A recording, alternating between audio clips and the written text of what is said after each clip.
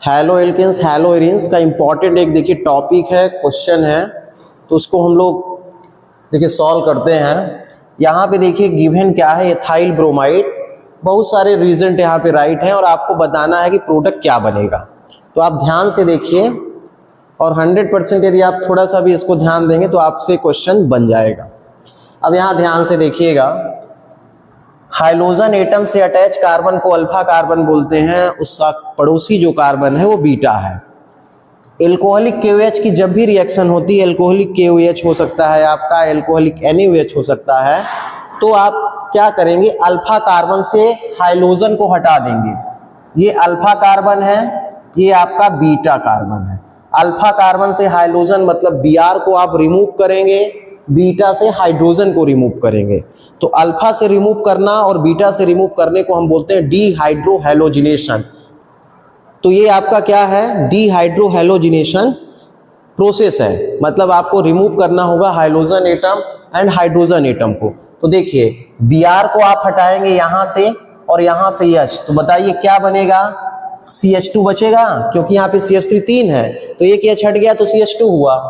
फिर आप देखेंगे यहाँ से Br हट गया तो CH2 बचा, तो मतलब CH2 डबल बॉन्ड क्या बचेगा, CH2। अब इसकी रिएक्शन HBr के साथ कराना है। तो बेटा ये आपका क्या है, सिमेट्रिकल एल्कीन है, तो आप क्या करेंगे, एक साइड Br अटैच कर देंगे और एक साइड क्या अटैच कर देंगे, H अटैच कर देंगे। तो आपका प्रोडक्ट क्या हो जाएगा, ये सिमेट्रिकल एल्कीन है तो CH3 CH2 Br हो जाएगा आपका, ये आपका प्रोडक्ट हो जाएगा। अब यहाँ आइए, यहाँ एक्वस KOH दिया है, क्या दिया है, एक्वस। तो जब एक्वस KOH देता है तो आप Br के प्लेस पे OH लिख देंगे, तो प्रोडक्ट आपका क्या हो जाएगा, CH3 CH2 Br के प्लेस पे क्या, OH, तो मतलब एल्कोहल बन गया।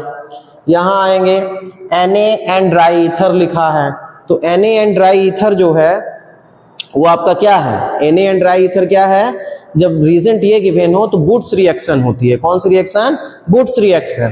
तो बेटा जितने कार्बन का ये दिख रहा है, कितने कार्बन दिख रहे हैं, 2 कार्बन है ना, एक CH3 एक CH2 है, जितने कार्बन का है उतने ही कार्बन का डबल बन जाएगा, मतलब जितने कार्बन का एल्काइल होगा उतने कार्बन का डबल हो जाएगा। तो देखिए ध्यान से, CH3 CH2, अब इसी का डबल करना है तो यही चीज फिर से लिख दीजिए, CH2 CH3। अब आप काउंट कर सकते हैं, ये आपका हो गया C4H10, पहले यही लिखा था C2H5, तो उसका डबल हो जाएगा, हायर एल्केन बन जाता है। यहाँ आएंगे, देखिए क्या लिखा है, KNO2, क्या लिखा है, KNO2, ये न्यूक्लियोफिलिक सब्स्टिट्यूशन रिएक्शन है। NO2 जो आपको दिख रहा है वो NO2 जो है आपका एम्बिडेंट न्यूक्लियोफाइल है। तो Ag के केस में ये कहाँ से रिएक्ट करता है, N साइड से, और जब यहाँ पे पोटेशियम होता है तो ये कहाँ से रिएक्ट करेगा, O साइड से। तो देखिए क्या हो जाएगा, CH3 CH2 O साइड से रिएक्ट करेगा, CH3 CH2O, तो ONO इसको लिखेंगे तो यहाँ पे हो जाएगा CH3 CH2ONO और बाहर निकल जाएगा KBr आपका। तो इसके नाइट्राइट पढ़ेंगे, एथाइल नाइट्राइट।